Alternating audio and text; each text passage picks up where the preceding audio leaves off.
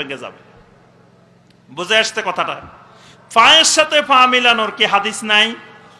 নাই? আচ্ছা, তাহলে আপনি যদি পায়ের সাথে পা মিলানো নিয়ে আপনি হাসি তামাশা করেন, মঞ্চের মধ্যে দেখা গেছে কয়েকজন দাঁড়ায় দাঁড়ায় পায়ের সাথে পা মিলানো, কাঁধের সাথে কাঁধ মিলানো নিয়ে ব্যঙ্গ বিদ্রুপ করতেছে, হাসি তামাশা করতেছে।